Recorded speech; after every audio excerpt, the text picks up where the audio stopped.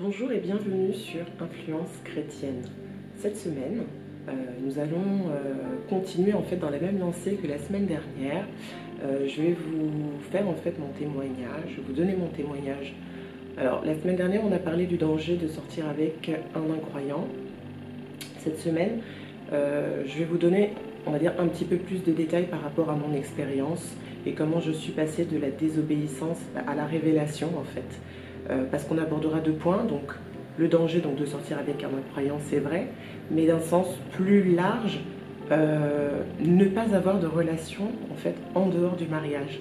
Parce que même sortir en fait avec qu'il soit croyant ou non croyant, c'est pas en fait la volonté de Dieu pour notre vie. Donc pour vous expliquer un petit peu, je suis convertie, donc j'ai accepté Christ depuis 6 ans maintenant. Ça a été un parcours assez difficile. J'ai accepté Christ à la suite d'une séparation, donc avec le père de mes enfants. C'est une personne avec qui j'ai passé un certain nombre d'années et je n'étais pas encore en Christ en fait à ce moment-là. Je connaissais Dieu, enfin je croyais en Dieu, on va dire. Je croyais en Dieu, mais je ne pratiquais pas. Je n'allais pas à l'église, je ne lisais pas ma Bible. Je priais comme beaucoup de personnes, de manière très occasionnelle quand j'avais besoin. Et c'est donc à la suite de cette séparation que j'ai mis un certain temps, mais j'ai accepté Christ. Parce que j'étais dans une situation, on va dire, assez difficile et j'étais un peu au fond du gouffre. Et Christ m'a sauvée en fait de l'état dans lequel j'étais. On y reviendra dans une autre vidéo. Là, depuis cette séparation, j'ai fait quelques rencontres. Je suis d'abord restée pendant plus de 3 ans et demi sans rencontrer personne parce que j'étais pas dans cette disposition-là. Et puis, quand j'ai rencontré, on va dire, la première personne juste après ma séparation, je ne me suis jamais en fait demandé si c'était important en fait pour moi qu'il soit chrétien ou pas. Quand j'avais accepté Christ, j'allais effectivement à l'église le dimanche, je lisais la Bible. Pas vraiment, je lisais que des petits versets comme ça de temps en temps, mais je ne la lisais pas réellement.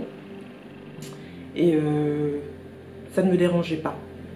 Et un jour, j'ai rencontré une personne que je connaissais déjà et nous sommes devenus intimes.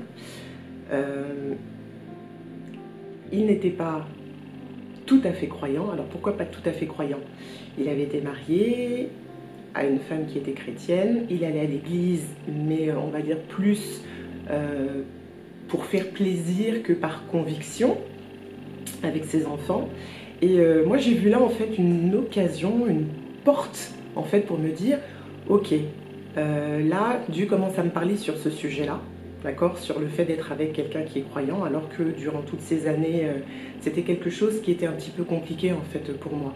Je me suis dit, si la personne est bien, et dans la mesure où je ne suis pas une femme qui multiplie les conquêtes, j'étais quand même très sérieuse dans les relations, très peu de relations, mais je me disais, ça doit suffire que je me comporte bien, et ça doit suffire en fait que cette personne-là ait de bonnes valeurs, se comporte bien.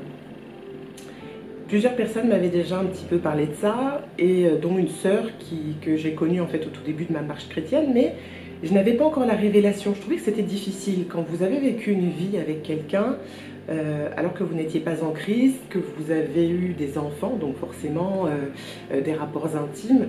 Redémarrer en fait à mon âge, en tout cas à cet âge-là, j'avais la bonne trentaine déjà, bien lancée. Et je me disais, c'est un petit peu compliqué en fait de se mettre avec quelqu'un, un homme, et en fait d'expliquer que nos croyances nous poussent à ne pas avoir de relation en dehors du mariage. Honnêtement, j'étais pas préparée. J'étais pas préparée à ça, je ne le gérais même pas, c'était quelque chose que voilà, j'avais mis de côté en me disant bah, peut-être que ça viendra plus tard et peut-être que les gens qui disent ça, peut-être qu'ils se trompent, et voilà, j'avais mis ça de côté. Et donc quand j'ai rencontré cette personne, que je connaissais déjà bien, je me suis dit, ça va être plus facile, parce que Dieu maintenant commence à me mettre à cœur qu'il faut que je change, que je prenne vraiment ça en compte. Et je me suis dit, ce sera plus facile avec cette personne-là, parce que même si il a un peu un pied dedans, un pied dehors, qui ne sait pas vraiment, il est déjà allé à l'église pendant longtemps, pendant des années avec sa femme, ses enfants prient.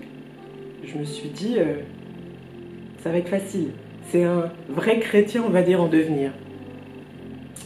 Et tout au long de cette relation, je me suis aperçue en fait que j'étais totalement dans l'erreur. Cette personne-là ne s'intéressait pas spécialement à Dieu. Il m'accompagnait effectivement à l'église. Je lui envoyais des versets de temps en temps. Mais au fond, je voyais qu'il s'y intéressait pas. Il me disait le soir, je l'appelais pour savoir voilà, s'il avait bien pensé à faire sa prière, etc.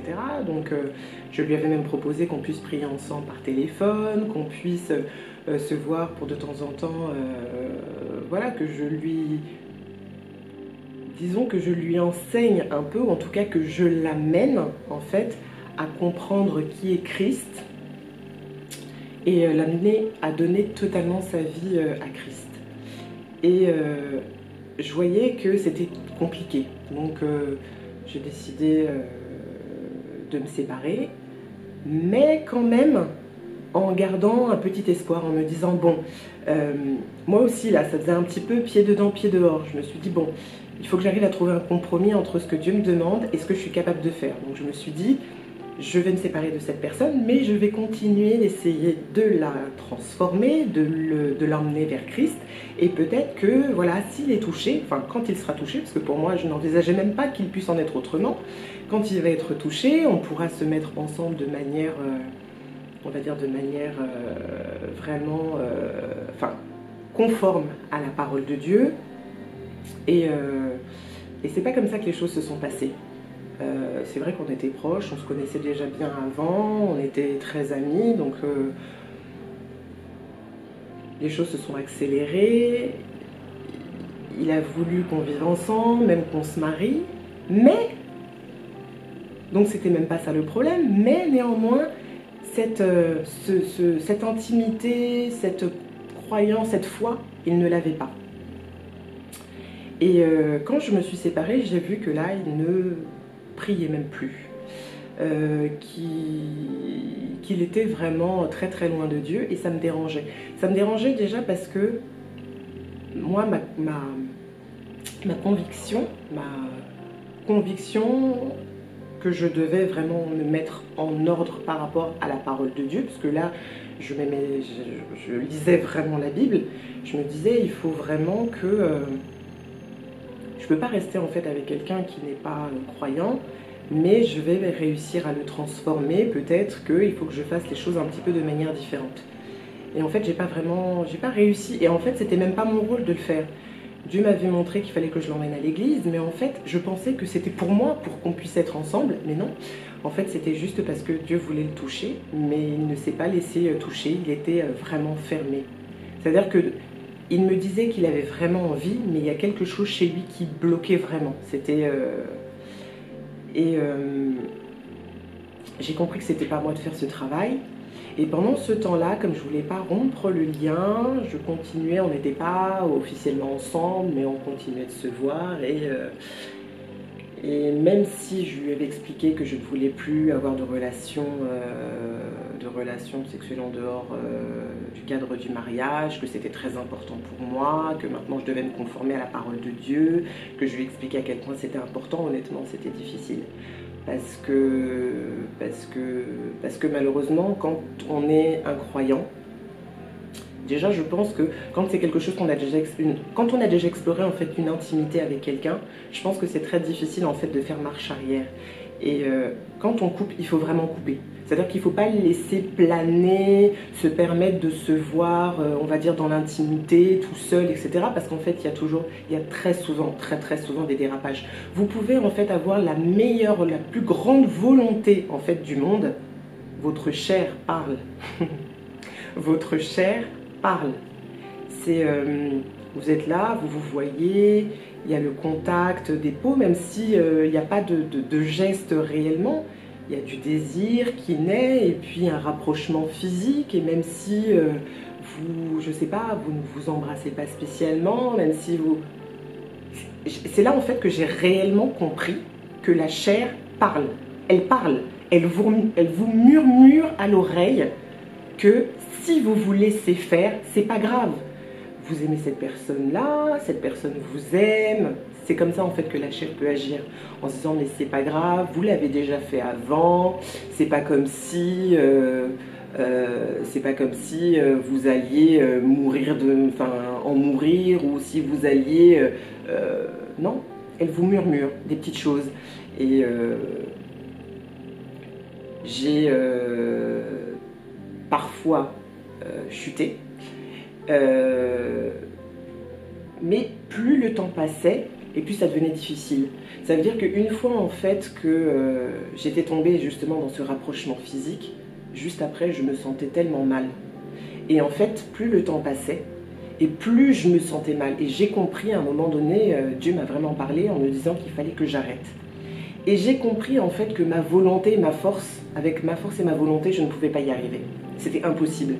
J'essayais, j'avais toute vraiment la volonté du monde à arriver. Et je pensais que j'y arriverais. Et je me disais, mais attends, tu n'es pas une femme qui a des mœurs légères. Enfin, tu peux quand même te maîtriser. Tu peux quand même dire non, même si il t'incite à, même s'il a envie. Tu peux dire non parce que vous n'êtes pas des animaux. C'est un leurre. La chair parle. Et peut-être qu'une fois vous allez réussir, 2 fois, etc. Mais il y a un moment, à force en fait d'être dans ce genre de situation, vous allez voir que vous allez chuter. Vous allez chuter parce que les désirs de votre chair vont être plus forts. Donc, c'est là que j'ai vraiment compris pourquoi on nous disait de ne pas nous retrouver, de ne pas nous mettre dans des situations propices à notre chute. On croit toujours qu'on va avoir la force. Malheureusement, ça ne se passe pas toujours comme ça. Et j'avais remarqué aussi que dans ces moments-là, je commençais à perdre la présence de Dieu. Dieu m'avait prévenu, Dieu me parlait. Et c'est pas que j'entendais pas, mais je me disais, si, je vais le voir aujourd'hui, mais je vais résister. Quoi qu'il fasse, quoi qu'il me dise, quoi que je vais résister. Il n'avait pas... Son but, en fait, c'était pas de me faire chuter, mais je pense que quand on n'a pas la même dynamique, quand on n'a pas les mêmes attentes, quand on n'a pas les mêmes valeurs, la même foi, il ne peut pas comprendre pourquoi il ne faut pas avoir de rapport. C'est trop compliqué, parce que eux, ils le voient comme quelque chose qui n'est pas mal. Souvent, quand on est avec un incroyant, la chose qu'ils se disent, ça peut être aussi le cas avec un croyant, hein, mais qui se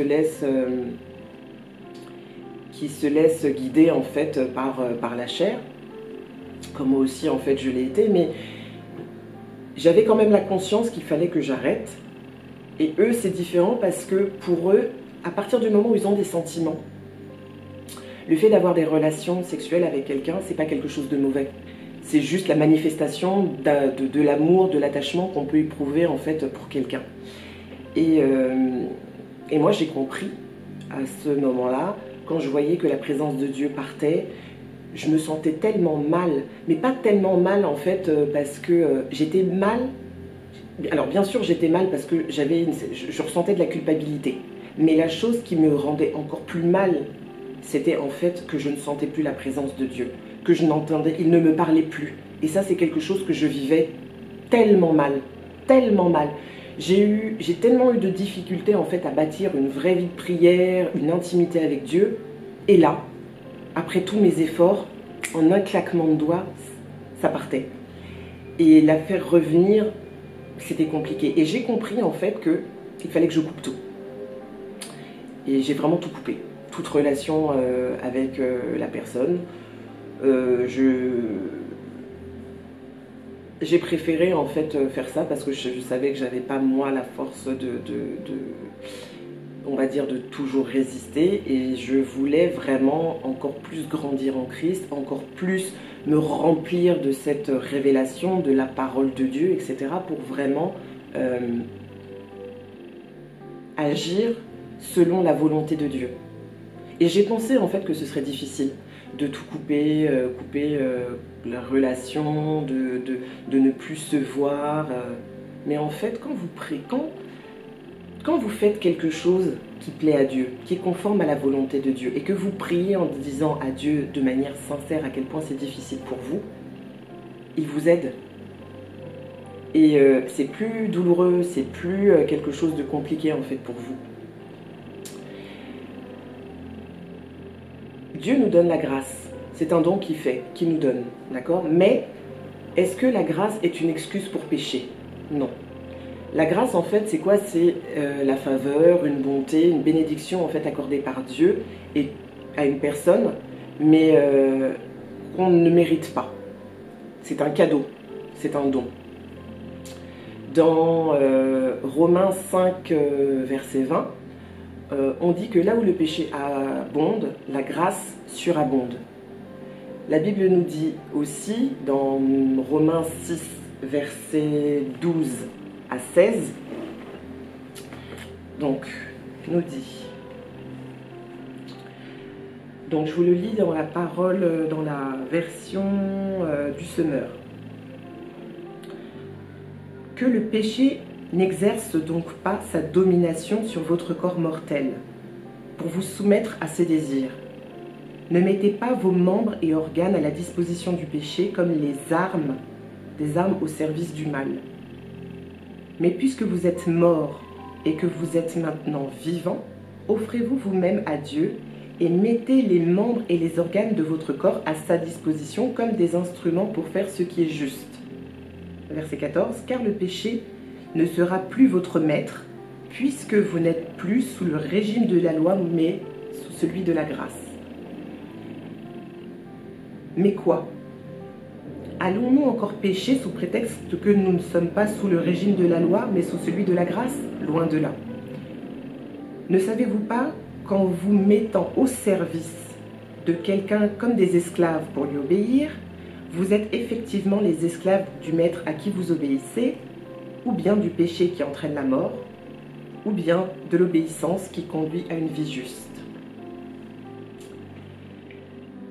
La parole de Dieu, en fait, est claire sur le fait d'être avec un croyant et pas un incroyant. Mais au-delà de ça, parce que sortir, en fait, avec un homme, c'est pas quelque chose que Dieu souhaite. Dieu voudrait qu'on se réserve pleinement pour le mariage, pleinement. Il nous demande de nous abstenir de toute vie immorale. Même si vous n'êtes pas une femme ou un homme qui multiplie les aventures, comme moi je l'ai été. Ne pensez pas que ça vous donne un bon statut vis-à-vis de Dieu parce que vous ne passez pas d'une relation à une autre. Parce qu'une seule, c'est déjà trop. Dieu veut qu'on garde notre corps pur. Pur pour notre mari. Et au milieu de cette relation entre notre mari et nous, Christ doit être là. Il dit dans sa parole que la corde à 3 brins ne se rompt pas facilement. Si vous êtes en couple, que vous vous mariez donc à un croyant et que Christ est au cœur de votre couple, ce sera plus difficile en fait de vous désunir, de faire éclater en fait votre mariage, parce que quand vous priez en fait avec la personne avec qui vous êtes, quand vous priez avec votre mari et votre femme, c'est une grâce immense, parce que Dieu est là au milieu de vous, il est dans votre foyer et il combat en fait pour vous. Et c'est pas quelque chose en fait que nous devons minimiser. Dieu nous demande en fait de bâtir notre vie sous une solide fondation. Quand on construit en fait une maison et que les fondations ne sont pas bien faites, vous risquez en fait de voir la bâtisse s'écrouler. Bâtir votre vie déjà, et bâtir en fait votre couple avec Christ au milieu, c'est être sûr que la fondation est bonne et que l'édifice pourra tenir. Il dit dans Luc 6, versets 46 à 49. Pourquoi m'appelez-vous Seigneur, Seigneur, et ne faites-vous pas ce que je dis. Je vous montrerai à qui est semblable tout homme qui vient à moi, entend mes paroles et les met en pratique. Il est semblable à un homme qui, bâtissant une maison, a creusé bien avant et a posé le fondement sur le roc. Une inondation est venue et le torrent s'est jeté contre cette maison sans pouvoir l'ébranler parce qu'elle était bien bâtie. Mais celui qui entend et ne met pas en pratique est semblable à un homme qui a bâti sa maison sur la terre, sans fondement. Le torrent s'est jeté contre elle, aussitôt elle est tombée et la ruine de cette maison a été grande. La ruine de cette maison a été grande. Les conséquences, en fait, d'une vie immorale, parce que c'est ce que je vous disais, même si vous n'avez pas l'habitude, en fait, de multiplier les conquêtes, peut-être que vous n'allez avoir qu'une seule relation, selon ce que dit la parole, c'est déjà mener une vie, en fait, immorale. 1 Corinthiens 6, versets 17 à 19, nous dit, donc verset 6, 17 à 19, nous dit, « Mais celui qui s'attache au Seigneur est avec lui un seul esprit. Fuyez l'impudicité, donc la vie immorale. Quelques autres péchés qu'un homme commette, ce péché est hors du corps. Mais celui qui se livre à l'impudicité pêche contre son propre corps. Ne savez-vous pas que votre corps est le temple du Saint-Esprit qui est en vous, que vous avez reçu de Dieu et que vous ne vous appartenez point à vous-même. Vous avez été rachetés à un grand prix. Notre corps ne nous appartient pas. Quand on décide de donner sa vie à Christ, pourquoi on dit donner sa vie à Christ? On lui donne. Tout à l'heure dans Romains 6, on disait que on est esclave de celui à qui on obéit. Ou vous êtes esclave de Satan, du diable, ou vous êtes esclave de Jésus. Il n'y a pas d'autre... il n'y a que deux voies. Quand vous vous donnez, c'est que vous appartenez en fait à quelqu'un. Donner sa vie à Christ, ça veut dire que on lui appartient. C'est nous-mêmes qui avons fait ce choix. À aucun moment, on nous a obligés en fait à accepter Jésus. Mais à partir du moment en fait où on fait ce choix, nous avons des devoirs, nous avons des obligations. Et personne n'a dit que la marche chrétienne était facile, mais les bénédictions et les grâces qui en découlent sont si merveilleuses et si exceptionnelles. Oui, c'est difficile parfois, mais ce qu'on en retire, c'est infiniment meilleur que le prix que nous devons payer. Comme je vous ai expliqué tout à l'heure, j'ai vécu en fait cette déconnexion avec Dieu. Et c'est une déconnexion que j'ai très mal vécue. Le soir, quand il m'arrivait de prier, j'en pleurais. J'en pleurais. Et c'est ce ressenti où je me sentais tellement misérable, parce que c'est ça, je me sentais tellement misérable en fait, de ne pas avoir su résister, que ça m'était en fait intolérable. Je me disais que je devais le décevoir. Je me disais que je me sentais même sale en fait. C'est comme ça que vous voyez en fait que vous évoluez. Vous priez et vous voyez que certaines choses changent. Que les choses que vous arriviez à faire hier, vous n'arrivez plus à les faire aujourd'hui. Et cette solitude que je ressentais quand la présence de Dieu m'a quittée, j'ai plus envie de la vivre. Parce que j'ai été habituée, à un moment donné, ça a été dur en fait d'arriver à ce chemin-là, hein, parce que les 6 ans en fait de marche chrétienne, là, elles ont été, il y a eu des hauts et des bas, j'ai rétrogradé à plusieurs reprises, mais je ne me suis jamais sentie comme au moment où j'ai senti vraiment la présence de Dieu me quitter. Alors que j'avais déjà fait un bond au niveau spirituel, mais sur ce point-là, je n'avais pas encore eu ma révélation. Mais quand je l'ai eu, ça m'a foudroyée. Ça m'a foudroyée parce que je me suis sentie sale, vraiment. J'ai pleuré, mais comme un enfant pleure. J'ai pleuré en demandant pardon à Dieu, en lui demandant de m'excuser, que j'essaye, mais je n'arrive pas en fait à avoir cette force-là, et que j'ai essayé par moi-même, et que là aujourd'hui j'ai vraiment besoin de lui. J'ai besoin qu'il intervienne dans cette situation, j'ai besoin qu'il change les choses, parce que je sais quel est le prix que je risque de payer. J'en avais la conscience parce que, je sais pas, je l'avais rêvé, et que je ne voulais pas finir comme ça. Et je lui ai dit que j'avais besoin de son aide. J'avais besoin en fait qu'il me sorte en fait de cette situation, que je lui donnais là vraiment pleinement ma vie. Parce que quand vous prenez l'habitude de dépendre de Dieu, moi j'étais plutôt une personne qui avait besoin d'avoir la maîtrise en fait des choses et des situations. Ce qui va à l'encontre en fait de notre marche chrétienne. La foi en Dieu, c'est justement pleinement s'abandonner à lui. Et pour moi, pleinement m'abandonner, complètement lâcher prise, tout lâcher, c'était quelque chose qui me paraissait presque insurmontable. Mais avec le temps, à force de prière et de lecture de la parole, c'est quelque chose que j'ai réussi à expérimenter. Donc ça veut dire que quand je me retrouvais face à des situations, j'avais plus besoin en fait de réfléchir. C'est-à-dire que les tracas en fait qu'on peut rencontrer quand vous êtes face à un choix ou vous êtes stressé, moi c'est des choses que je ne connaissais plus, parce que quand je me retrouvais dans une situation compliquée, j'avais pas à me prendre la tête. Je me mettais à genoux, je priais, je disais voilà, Père, qu'est-ce que je dois faire dans cette situation? Guide-moi. Je suis ton enfant, je suis à toi, je t'ai donné ma vie, dis-moi seulement ce que je dois faire. Et j'attendais d'avoir la réponse avant d'agir. Et c'était bon parce qu'en fait vous n'aviez plus de stress. Je voyais la plupart des gens qui réagissaient de manière, dans des situations difficiles, des situations financières difficiles, des situations professionnelles difficiles, des situations familiales difficiles, qui réagissaient difficilement. Et surtout quand on est incroyant. C'était un petit peu aussi l'une des choses qui me poussait en fait cette personne avec qui j'étais.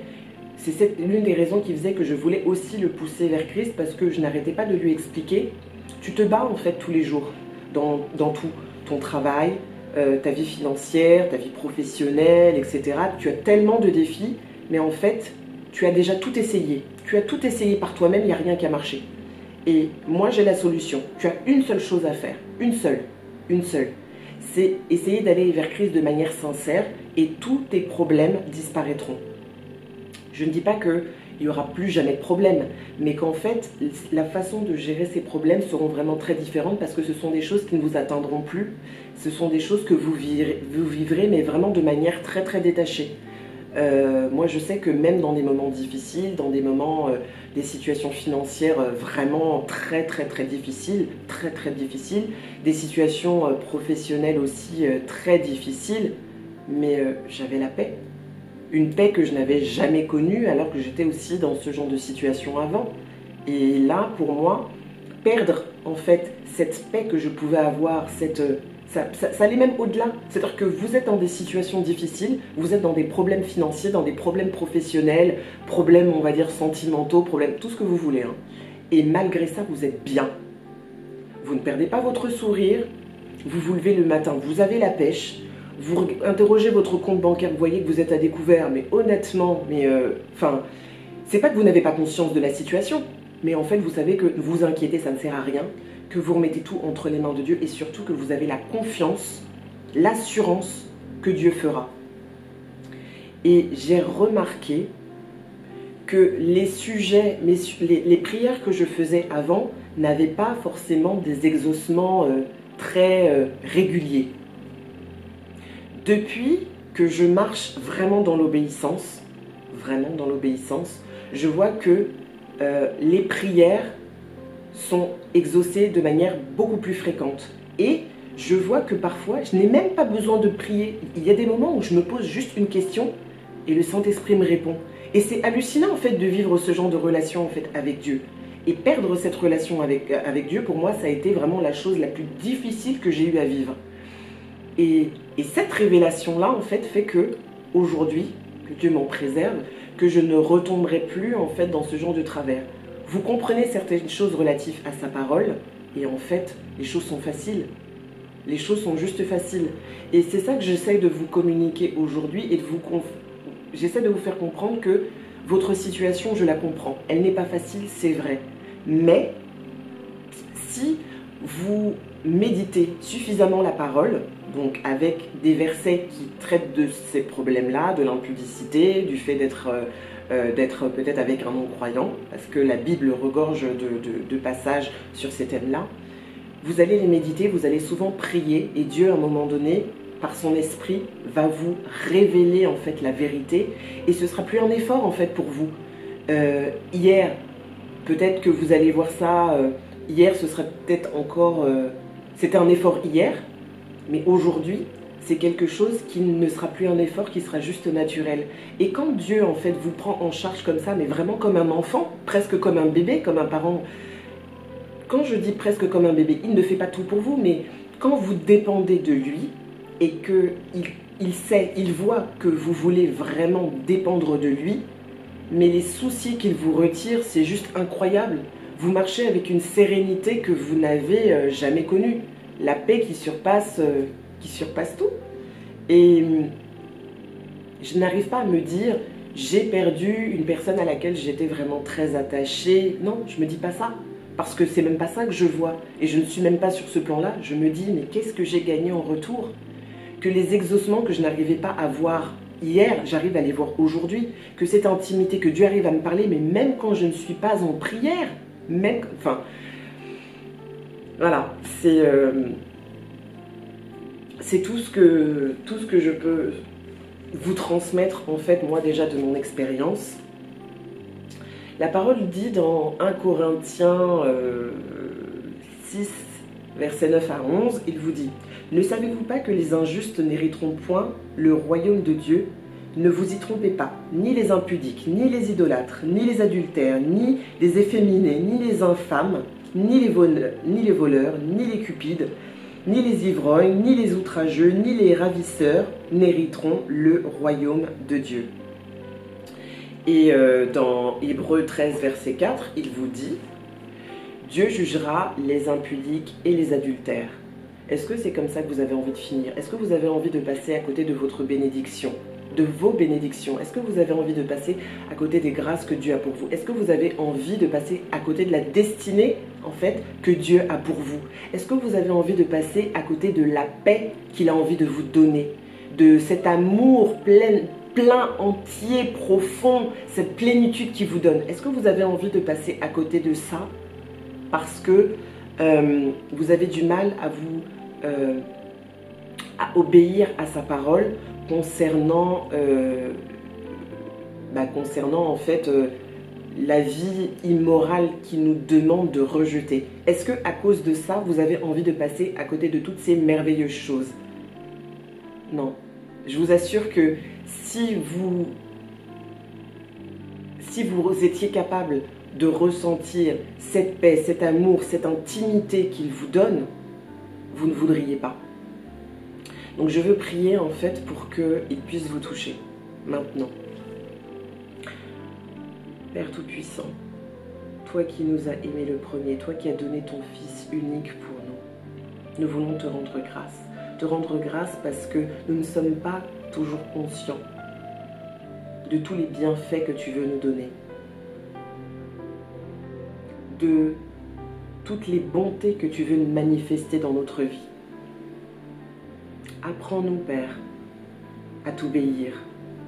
Apprends-nous, Père, à nous rapprocher de toi. Apprends-nous, Père, à aspirer à cette intimité avec toi. Et tu ôteras nos fardeaux. Tu les enlèveras de nos épaules et tu les prendras avec toi, comme Christ a pris nos fardeaux sur la croix. Donne-nous, par ton esprit, la révélation que nous devons marcher dans une vie droite, une vie de sanctification. Nous devons, Seigneur, marcher dans un chemin droit et dans un chemin juste, et il n'y a que ton esprit qui puisse nous le révéler. Nous voulons, Père, que tu nous transmettes cette révélation, afin que nous puissions, Seigneur, sortir de cet esclavage du péché, pour devenir esclave de Christ, pour recevoir nos bénédictions et marcher dans le succès, la réussite, la plénitude, tout ce que tu as de merveilleux pour nous. Donne à mon frère et ma sœur de pouvoir vivre, Seigneur, ce que tu m'as donné, de vivre tout ce que tu veux nous transmettre, dans le nom puissant de Jésus-Christ. Voilà. Je vous remercie de m'avoir suivi. Pensez bien à vous abonner pour recevoir tous les messages que Dieu vous transmettre au travers de la chaîne Influence Chrétienne. Et si ce message vous a édifié, vous a parlé et vous a vraiment exhorté, n'hésitez pas à cliquer sur le pouce en l'air, à liker la vidéo et je vous remercie de m'avoir suivi et soyez bénis. À la semaine prochaine.